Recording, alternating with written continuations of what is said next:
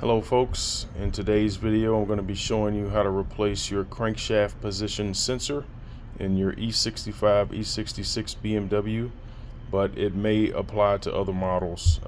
If I can find out that, I will give you the information. So here's the part number on the sensor. This is what it looks like. Most important thing with this sensor is obviously the O-ring. You don't need to order that if you get it from a good dealer or a good parts supplier, but the most important thing is the position of these pins in here, and I'm gonna have to shine a light in here so you can see it better.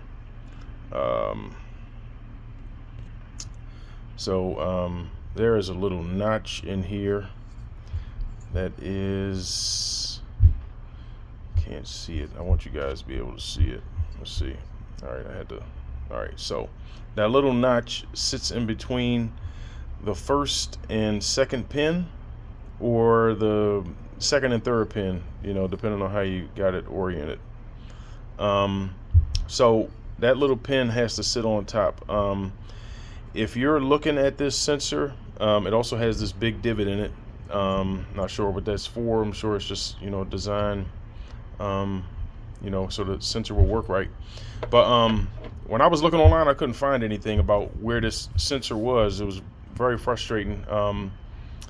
I saw one video, and the guy was saying that it was on the top of the car, it was below. The forums didn't help, so hopefully this one helps clear that up. I'm going to also show you where the camshaft position sensor is. You have 4 cams on this vehicle. I already took the top cover off and the little side panel. This is the passenger side. I'm not going to show you where those are, but the camshaft position sensors are right here. If you follow those cables back, those two little cords, one ties in at the top, if you can see it. The other one ties in right down there, but they follow this path right into, looks like the intake, I think.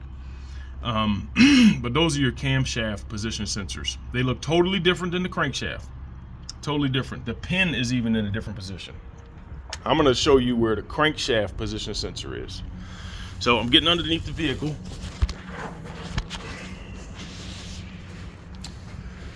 All right.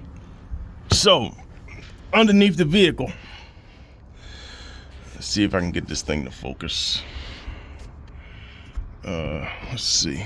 So underneath the vehicle, you have the cover over the I guess it's like the oil pan cover or whatever, that little gasket. What I did was I just removed it's 5 bolts. I just removed 4 of them, and I just swiveled it on that one. So this is the oil pan. This is the drain plug, of course. Here goes your oil filter.